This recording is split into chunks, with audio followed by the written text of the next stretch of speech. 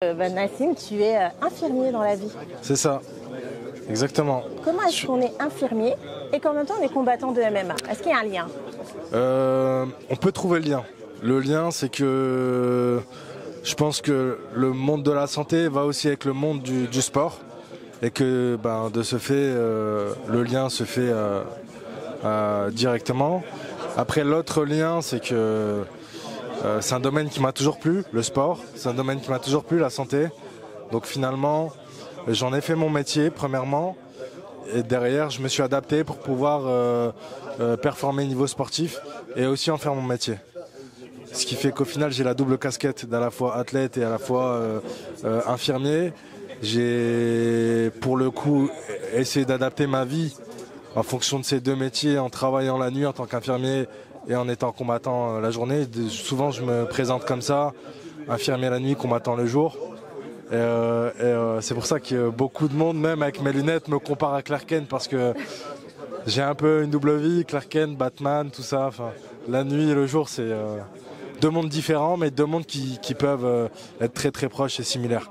Et c'est quoi ton pseudo justement? Je n'ai pas encore de pseudo, je vais laisser le public m'en trouver un. On l'a trouvé là. Tu penses Clark Kent ou Batman? Clark Kent. On va faire un sondage entre les deux. Bon, laissez en commentaire, surtout on veut savoir, parce qu'il faut qu'il trouve son pseudo. Exactement. Ouais, on peut faire un petit jeu de mots avec infirmier. Je sais pas. Moi, je laisse le public choisir. C'est à eux de me nommer, c'est à eux de me trouver un nom. Alors, où en es-tu? J'aimerais en savoir plus sur ton palmarès et tes objectifs. Je suis actuellement à 3-2. Je suis aussi un combattant qui est auto-managé et c'est pour ça qu'on va dire que j'ai eu un palmarès en dents de scie au début de carrière. Là, sur mes deux derniers fights, je suis sur 2 soumissions d'affilée, 2 étranglements arrière, un au deuxième round et un au premier round, à Hexagone justement, ce qui m'a permis derrière de pouvoir demander et d'être légitime à être placé sur la carte de Paris, donc chez moi, à domicile. Je suis un combattant qui a le niveau... mon palmarès ne reflète pas mon réel niveau en fait. Vous pourrez le demander notamment à mes partenaires d'entraînement, notamment Mehdi avec qui je m'entraîne, que vous aurez tout à l'heure. J'ai un niveau qui ne va pas avec mon palmarès et je vais essayer de le montrer à tout le monde le 26 janvier 2024 au Zénith face à un adversaire qui est compliqué à prendre. 5-0, intéressant, un profil très intéressant. J'aime beaucoup les challenges. Je pense que ça va être le fight de la soirée, je vous l'annonce. Ça va être le fight le plus engagé, je pense, au vu du profil de mon adversaire et du mien. Alors du coup, j'aimerais comprendre pourquoi est-ce que ton palmarès ne reflète pas en fait réellement tes capacités. Est-ce que c'est pas lié au fait que peut-être tu fais partie de ceux qui ne le protègent pas justement? Je fais partie de ceux qui ne le protègent pas. Je fais partie de la génération qui a débuté le MMA quand il était illégal, où en général on acceptait les fights sans demander quoi que ce soit. En fait, je fais partie de cette génération, on va dire, qui est entre l'entre-deux. À la fois qui a connu les anciens combattants de MMA qui m'ont formé, je pense notamment à David Beer, à Michael Lebou, Tahar Abdi, avec qui je m'entraîne de temps en temps aussi, toujours, notamment hier soir, et qui par la suite a eu un début de carrière un peu à l'ancienne, une période un peu plate sur laquelle je n'avais pas de combat, c'était compliqué à être matché. Et puis derrière, ça a repris en Allemagne, où j'ai pu faire un combat très très engagé. Je pense qu'un des meilleurs fights que les Allemands ont pu voir. Hélas, défaite à la décision. Et derrière, je reprends Hexagone.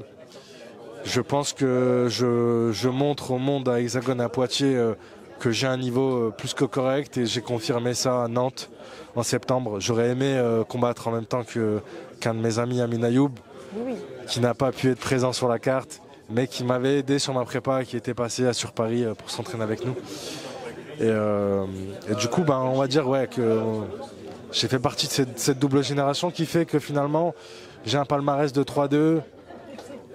Mais quand on se renseigne un peu plus dans le milieu et qu'on demande à droite à gauche aux combattants qui ont un peu plus de lumière, ils vous confirmeront tous que je suis un danger.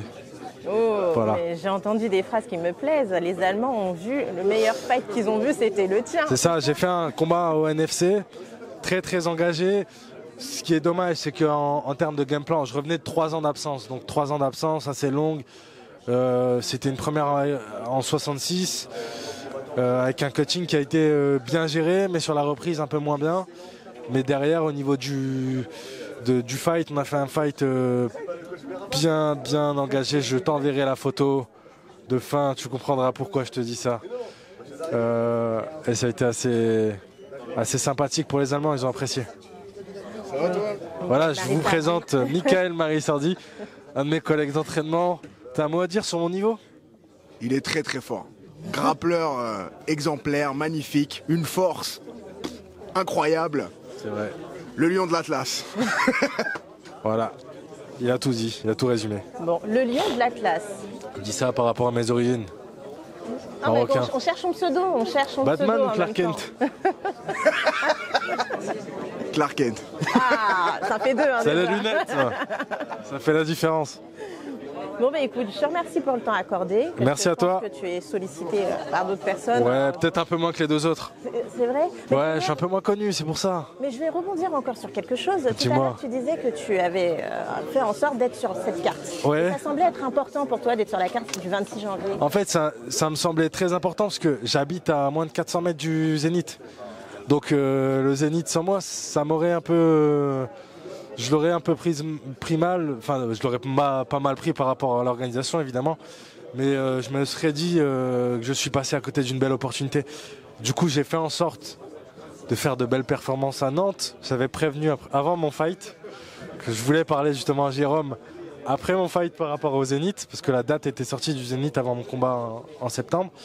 Et derrière, j'ai bataillé, j'ai donné, je pense, les bons arguments à la fois dans la cage et à l'extérieur de la cage pour pouvoir être présent au Zénith. Ok, bon, un petit message quand même pour l'organisation. Un petit message pour Hexagone, merci à vous. Très belle organisation, je pense que on est sur une belle lancée, eux et moi, et que c'est une belle petite histoire d'amour qui commence. Alors c'était Nassim Belwachi, merci beaucoup. En tout cas. Merci à toi, ciao. Ciao.